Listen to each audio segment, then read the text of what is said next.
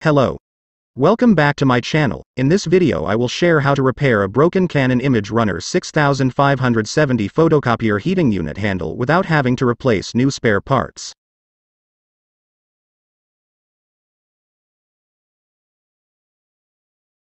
The handle of this heating unit is broken.